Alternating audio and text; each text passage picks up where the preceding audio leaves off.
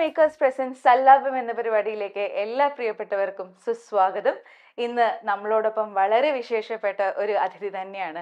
മലയാളികൾക്ക് എല്ലാം സുപരിചിതയായ, യാതൊരു ഇൻട്രൊഡക്ഷൻ്റെയും ആവശ്യമില്ലാത്ത, നമ്മളെ 90s നമ്മളെല്ലാവരെയും ത്രസിപ്പിച്ച് നമ്മളെ മോഹിപ്പിച്ച് നമ്മുടെ പ്രിയങ്കരിയായ മലയാളികളുടെ സ്വന്തം ദിവ്യ ഉണ്ണി. ദിവ്യ ചേച്ചി, hearty welcome. Thank you so much. Thank you. ഒരുപാട് നാളായില്ലേ കണ്ടിട്ട്? അതെ, ഒരുപാട് നാളായി. ബാലതാരമായിട്ട് അഭിനയിക്കുമ്പോൾ ചേച്ചിയുടെ ചെറുപ്പക്കാലം ഞാൻ ആയിരം മേനി എന്ന് പറഞ്ഞ സിനിമയിൽ അഭിനയിച്ചിട്ടുണ്ട്. ഐ.വി. ശശി സാറിന്റെ അല്ലെ, അതിലൊരു ആട്ടിൻകുട്ടിയൊക്കെ ഇട്ടിട്ടുള്ള വളരെ നല്ലൊരു ക്യാരക്ടറായിരുന്നു ചേച്ചിക്ക്, മനോജ് ഏട്ടന്റെ ഓപ്പോസിറ്റ് ആയിട്ട്. അപ്പൊ പിന്നെ പ്രണയവർണ്ണങ്ങളിൽ അഭിനയിച്ചിട്ടുണ്ട്. പക്ഷെ മഞ്ജു ചേച്ചിയുടെ ഒപ്പമായിരുന്നു കോമ്പിനേഷൻസ് ഒക്കെ. പിന്നെ പ്രണയവർണ്ണങ്ങളെ കുറിച്ച് പറയുമ്പോൾ തന്നെ ദിവ്യ ചേച്ചിയുടെ ഒരു സിഗ്നേച്ചർ റോൾ, ഒരു മായ എന്ന് പറഞ്ഞ ഒരു ക്യാരക്ടർ, അന്നത്തെ എനിക്ക് തോന്നുന്നു അന്നത്തെ പെൺകുട്ടികളുടെ ഒരു സ്വപ്നമായിരുന്നു മായ. അത്രയും ഫ്രീഡം, അത്രയും ഇപ്പോഴത്തെ കുട്ടികൾക്ക് വളരെയധികം റിലേറ്റ് ചെയ്യാം ഇപ്പോഴും ആഫ്റ്റർ ഓൾ ദീസ് ഇയേഴ്സ്. പക്ഷെ അന്ന് കാലത്ത് ആ സിനിമ ഇറങ്ങിയ സമയത്ത് അതൊരു സെൻസേഷൻ തന്നെയായിരുന്നു. സോ എന്താണ് ആ ഓർമ്മകൾ, ആ ചിത്രത്തിനെ കുറിച്ചുള്ള ഓർമ്മകൾ? ചിത്രത്തിനെ കുറിച്ച് നല്ല ഓർമ്മകൾ തന്നെയായിരുന്നു. ട്രിവാൻഡ്രത്തായിരുന്നു ഷൂട്ടിങ്. അത് എനിക്ക് ഞാനും എൻ്റെ ലൈഫിലെ ആ ഒരു കോളേജ് ഗോയിങ് ഫേസിൽ തന്നെയായിരുന്നു. അപ്പം എനിക്ക് വളരെ റിലേറ്റബിൾ ആയിട്ടുള്ള ഒരു ഏജ് ആയിരുന്നു.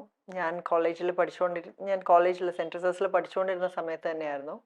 പക്ഷേ അറിയാലോ, ഷൂട്ടിങ് കാരണം നമുക്ക് അങ്ങനെ എപ്പോഴും ഒന്നും പോകാൻ പറ്റില്ലല്ലോ കോളേജ്. അപ്പോൾ ഈ അവിടുത്തെ കോളേജും അതിൻ്റെ ക്ലാസ് റൂമുകളും പിന്നെ എന്താ പറയുക, ആ ഒരു ആംബിയൻസിൽ നമ്മൾ നല്ലോണം എൻജോയ് ചെയ്തിരുന്നു.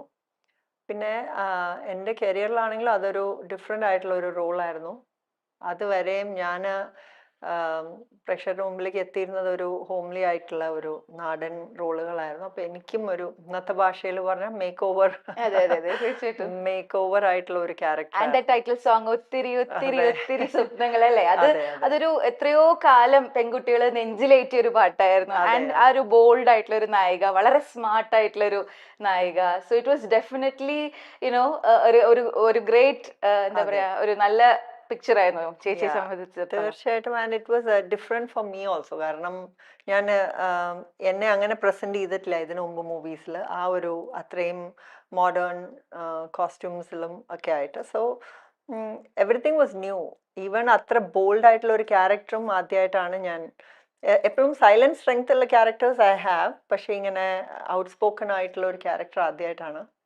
സോ ഇറ്റ് വാസ് ഓൾ, എല്ലാം കൂടെ ഒരു പുതിയ എക്സ്പീരിയൻസ് ആയിരുന്നു. പിന്നെ അതിലൂടെ ട്രെൻഡ് ആയിട്ടുള്ള കുറെ കാര്യങ്ങളുണ്ട്. ഒരു കൈനറ്റിക് ഹോണ്ട, ദിവ്യ ചേച്ചിയുടെ പിന്നത്തെ കുറെ സിനിമകൾ, ഇപ്പൊ ഫ്രണ്ട്സിലായാലും അങ്ങനത്തെ, അത് വളരെ വേറൊരു ഡിഫറെന്റ് ഡയമെൻഷനിലുള്ള ക്യാരക്ടർ ആയിരുന്നു. നല്ല തമാശയായിരുന്നു ആ ഉമ്മ എന്ന് പറഞ്ഞൊരു ക്യാരക്ടർ, ഒരു സിസ്റ്റർ ക്യാരക്ടർ.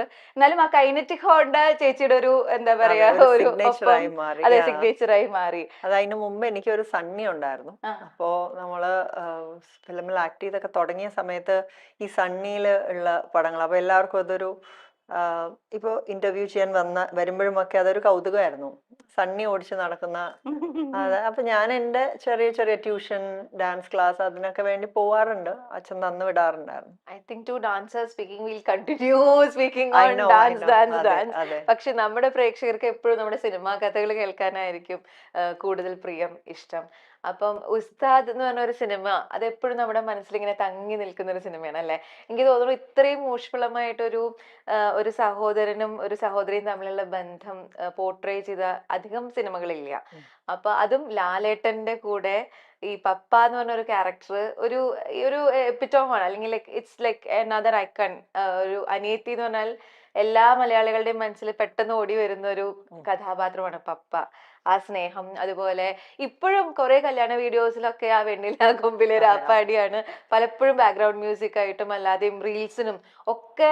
നമ്മളിപ്പോ ഇൻസ്റ്റയിലൊക്കെ എടുത്ത് നോക്കി കഴിഞ്ഞാൽ ഇപ്പോഴും still that song still live with us, and it's like a beautiful portrayal of a sibling relationship. അപ്പം ആ ചിത്രത്തിനെ കുറിച്ചുള്ള ഓർമ്മകൾ, പപ്പയായ ആ എക്സ്പീരിയൻസസിനെ കുറിച്ചുള്ള ഒരു ഓർമ്മകൾ എന്തെങ്കിലും ഷെയർ ചെയ്യോ? വളരെ വളരെ ഹൃദ്യമായിട്ടുള്ള മെമ്മറീസ് ആണ്. കാരണം അത് ഓഫ് കോഴ്സ് ലാലേട്ടൻ്റെ കൂടെയുള്ള അഭിനയിക്കുമ്പോഴത്തെ മെമ്മറീസ്. ആൻഡ് ആ മൂവി വളരെ വലിയൊരു സ്റ്റാർ കാസ്റ്റ് ആയിരുന്നു. നരേന്ദ്ര പ്രസാദ് അങ്കിൾ, ചിത്ര ചേച്ചി ഉണ്ടായിരുന്നു അതിൽ, and so many people, Janardhan uncle, and there is this whole team, Vineeth, Indraja, അതെ കുറെ പേരുണ്ടായിരുന്നു. സോ വിദ്യാമ്മ ഉണ്ടായിരുന്നു അതിൽ. സോ വളരെ ഒരു എന്താ പറയുക ഫോൺ മെമ്മറീസ് ആണ് ആൻഡ് വളരെ റിലാക്സ്ഡ് ആയിട്ട് എനിക്ക് തോന്നുന്നു ഫസ്റ്റ് ടൈമാണ് ഞാൻ കാലിക്കറ്റിലൊരു മൂവി ഷൂട്ട് ചെയ്യുന്നത് അവിടെ. സോ കുറേ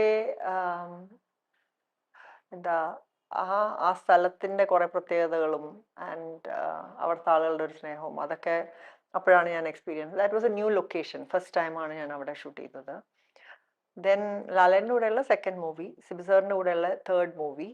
സോ അതുകൊണ്ട് ലൊക്കേഷനിൽ it was not anything new. എല്ലാം ഫെമിലിയർ ആയിരുന്നു, കംഫർട്ടബിൾ ആയിരുന്നു. And script was like out of the world script ആയിരുന്നു, രഞ്ജിത് ജിയുടെ സ്ക്രിപ്റ്റ് ആയിരുന്നു. The dialogues The dialogues and our bond, I think it is a script and Sibi sirinte that എന്താ പറയുക, he is known for that emotional ആയിട്ടുള്ള connect in you know so many movies of his. So അതൊക്കെ കൊണ്ടാണ് I think I was just എന്താ പറയുക നല്ല happy ആയിട്ട് ഒരു റൈഡിന് പോയ ഒരു കുട്ടിയായിരുന്നു അത്. because I was young. ഞാൻ ഡിഗ്രി ഫസ്റ്റ് ഇയർ അത്രയും നല്ല ആ ഒരു ക്യാരക്ടറിന് വളരെ ഇന്നസെന്റ് ആണല്ലോ. പപ്പയ്ക്ക് ഒന്നും അറിയില്ല, യു ഡോണ്ട് നോ തിങ്സ് എന്നല്ലേ എപ്പോഴും ഏട്ടൻ ആ ഒരു ഓവർ പ്രൊട്ടക്റ്റീവ് ആയിട്ടുള്ള ഒരു ഏട്ടൻ എപ്പോഴും പറയണത്.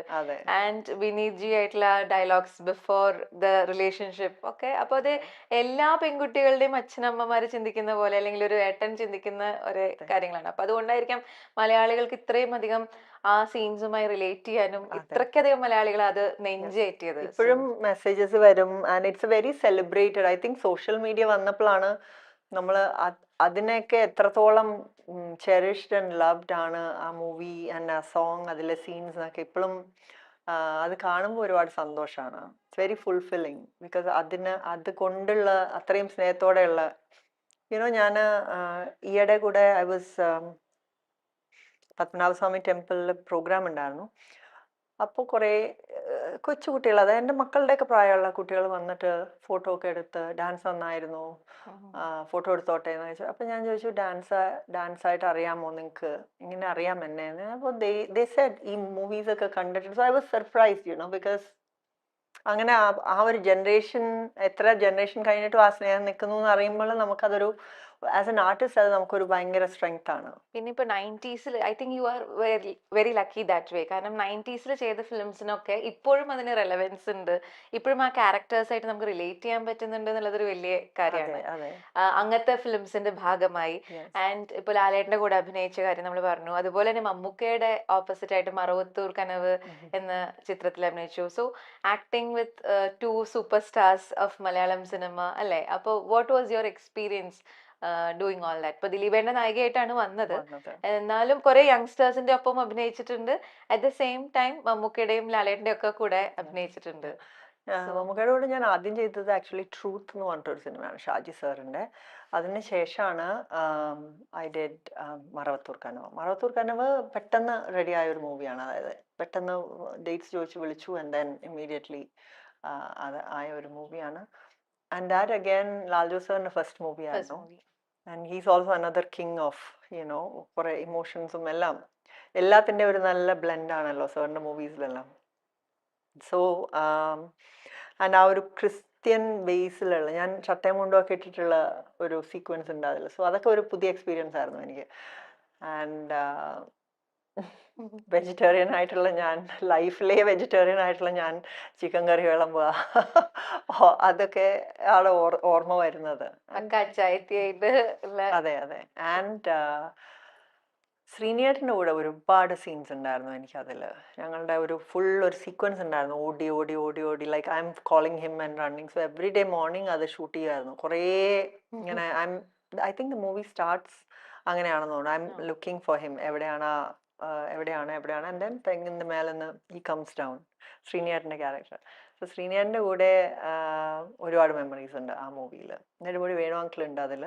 അഗൈൻ ദാറ്റ്സ് ഓൾസോ ബിഗ്, വലിയ ഒരു സ്റ്റാർ കാസ്റ്റാണ്. ഐ തിങ്ക് എൻ്റെ ഭാഗ്യം അതായിരുന്നു. ഞാൻ ഈ വലിയ വലിയ സ്റ്റാർ കാസ്റ്റുള്ള, ഇപ്പോൾ ലളിതാൻ്റിയുള്ള മൂവി, സുകുമാരി അമ്മയുള്ള movie, Rajan P uncle, captain Raju uncle, Jagathy uncle, ഇവരുടെയൊക്കെ കൂടെ എനിക്ക് ഒരുപാട് സമയം സ്പെൻഡ് ചെയ്യാൻ കിട്ടിയിട്ടുണ്ട്. ഇന്നസെൻ്റ് അങ്കിൾ, ജഗദീഷ് ചേട്ടൻ, you know the list keeps going on and on. A lot of people നമ്മുടെ കൂടെ ഇപ്പം ഇല്ല. പക്ഷെ അപ്പോൾ യെസ്, പക്ഷേ I was blessed that way where എനിക്ക് ഒരുപാട് മൊമെൻറ്റ്സ് കിട്ടിയിട്ടുണ്ട് അവരുടെ കൂടെ. വെയർ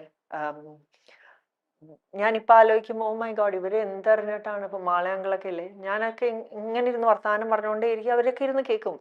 ഞാൻ അന്ന് ഞാൻ 10ാം ക്ലാസ്സിൽ പഠിക്കുമ്പോൾ അഭിനയിച്ചു തുടങ്ങിയേ. And then pre degree college degree first ഇയറിലൊക്കെയാണ് ഇവരുടെയൊക്കെ കൂടെ അഭിനയം. ആയിരം മേനിയൊക്കെ എന്തോരം ആർട്ടിസ്റ്റുകളാണ്. ഞാൻ എല്ലാവരുടെ നടക്കും, ഞാനിങ്ങനെ പോയിരിക്കും, ഇവരുടെയൊക്കെ വർത്താനം കേൾക്കും, ഞാനും ചിരിക്കും കളിക്കും. So for them to just embrace ഒരു കോളേജിലെ ഒരു കൊച്ചുകുട്ടി like 17-year-old girl and then come down to her level and to make her comfortable. അത് all of them were very loving അല്ലേ? ഇപ്പൊ നെടുമുടി അങ്കിൾ ആണെങ്കിലും സുകുമാരി അമ്മയാണെങ്കിലും ശരി, അതുപോലെ KPC ലളിത ആന്റി, അവരൊക്കെ നമ്മളെ ഭയങ്കരമായിട്ട് ഈ പറയുന്ന പോലെ നമുക്ക് ഇങ്ങോട്ട് എനർജി പാസ് ചെയ്യും. ഇത് you can do this way അല്ലെങ്കിൽ ദാറ്റ് വേ. അതെ അതെ. ആൻഡ് ഓൾസോ നമ്മളുടെ ദാറ്റ് സമയം ഷോ ഇപ്പോഴാണ് നമ്മൾ വലിയ അഡൾട്ട്സ് ആകുമ്പോഴാണ് നമുക്കിത് മനസ്സിലാവുക. ഫോർ സംബഡി ടു നമ്മൾ പറയുന്നത് ശ്രദ്ധിക്കാനും നമ്മൾ പറയണതിന് വില ഉണ്ട് എന്നൊക്കെ നമുക്കൊരു ഫീലിംഗ് തരാനും. അപ്പോൾ ഇന്നലെ പ്രോഗ്രാം ഉണ്ടായിരുന്നു, ഓ പ്രോഗ്രാം ഉണ്ടായിരുന്നോ, വന്നിരിക്കുക, എന്തൊക്കെയാ കളിച്ചേ, ആദ്യത്തെ ഡ്രസ്സിന്റെ കളർ എന്താ, മേക്കപ്പ് ആരാ ചെയ്ത്, ഏത് ജിമിക്കായിട്ട്, ഇങ്ങനെയൊക്കെ what is the need, why should they don't have to. അതാണ് ആ ഒരു സോ അങ്ങനത്തെ ഒരുപാട് മൊമെന്റ്സ് എനിക്ക് കിട്ടിയിട്ടുണ്ട്. Kathanayakan was another movie. അത് ഫുള്ളി ഫാമിലിയാണ്, lot of cousins running helter skelter. Big എന്താ പറയാ, അതിൽ there was not much difference. ആ സിനിമയിലെ കാണുന്നത് you were like a princess, like so loved by everyone around അല്ലേ? അങ്ങനെ അത് നമ്മളിപ്പോ പ്രേക്ഷകരുടെ മനസ്സിലും അങ്ങനെയായിരുന്നു. ദിവ്യാണി എന്ന് പറഞ്ഞാൽ ഏതൊരു രാജകുമാരിയാണ്. കാരണം in most of the films you would be surrounded by lot of people, sheltered or shell on lot of people, lot of loved ones all around you.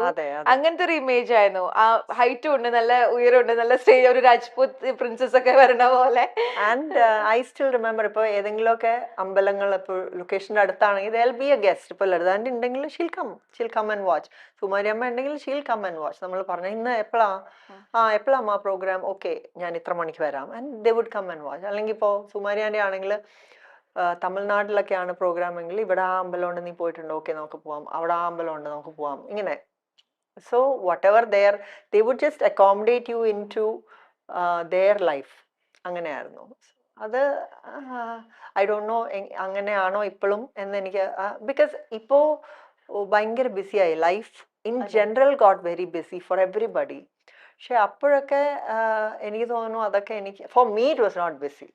Four me I was free. എനിക്ക് അന്ന് I think ഇപ്പോഴൊക്കെ adults ആയിട്ട് if I am handling അല്ലെങ്കിൽ if I am acting, I don't think ഇത്ര സമയം എനിക്ക് മനസ്സറിഞ്ഞ് ഇങ്ങനെ, മറ്റേതെന്താ പഠിക്കണം, അഭിനയിക്കണം, പ്രാക്ടീസ് ചെയ്യണം, പിന്നെ എൻജോയ് ലൈഫ്. സോ വേറെ ആണെങ്കിലും നമുക്കതൊരു വർക്ക് ആണെന്ന് തോന്നിയിരുന്നില്ല. കാരണം it was like going into a family, they all made comfortable അല്ലേ?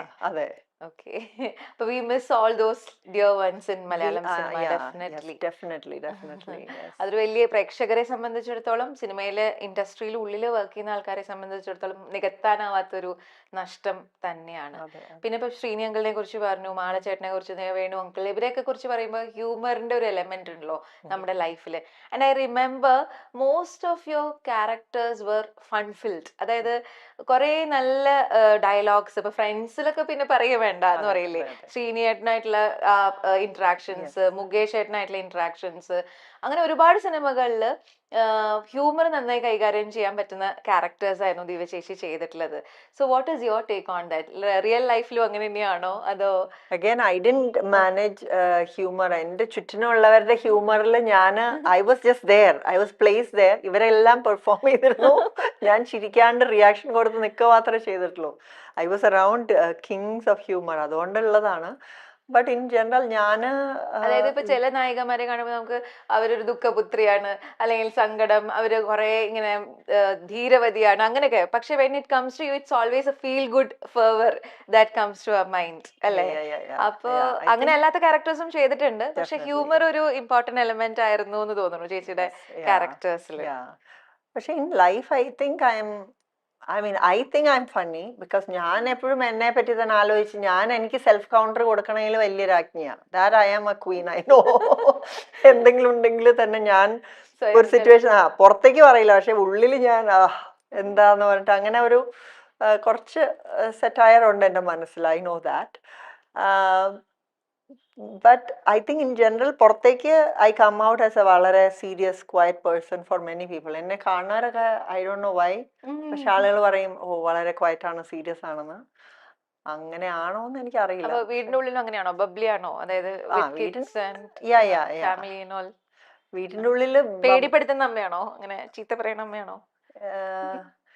I don't think so. എൻ്റെ പിള്ളേർ എൻ്റെ അടുത്ത് വന്നിട്ട് പറയും ഓ മൈ ഗോഡ് അമ്മ you are so scary, you are so strict എന്നൊക്കെ പറയും. ഞാൻ പറഞ്ഞു നിങ്ങൾക്ക് ഇതൊക്കെ പറയാനായിട്ടുള്ള ധൈര്യം ഉണ്ടല്ലോ എൻ്റെ അടുത്ത് വന്ന്. So that actually means right that I am not, അല്ലേ? അത് ശരിയാണ്. അങ്ങനെ അല്ല, അങ്ങനെ ധൈര്യം, അങ്ങനെ ഒരു ധൈര്യം നിങ്ങൾക്ക് ഉണ്ടെങ്കിൽ ഐ സെഡ് ഞാൻ ഒരുപാട് ഫ്രീഡം നിങ്ങൾക്ക് തന്നിട്ടുണ്ട്, അതുകൊണ്ടാണ് എൻ്റെ മുഖത്ത് നോക്കി തന്നെ നിങ്ങൾ ഞാൻ സ്ട്രിക്റ്റ് ആണെന്ന് പറയണേന്ന് പറയും. So then they don't have an answer for that. So I think they just judgment. പക്ഷേ അല്ല, ഞാൻ വളരെ കുറേ ഇങ്ങനെ കാമായിട്ട് പറഞ്ഞുകൊണ്ടിരിക്കും, പക്ഷെ ദേഷ്യപ്പെട്ട് കഴിഞ്ഞാൽ പിന്നെ ഞാൻ വളരെ സ്ട്രിക്റ്റ് ആയിട്ട്, അടിപിടി ബഹളമൊന്നുമില്ല, പക്ഷെ കുറച്ച് സൈലന്റ് ട്രീറ്റ്മെന്റിന്റെ ആളാണ് ഞാൻ.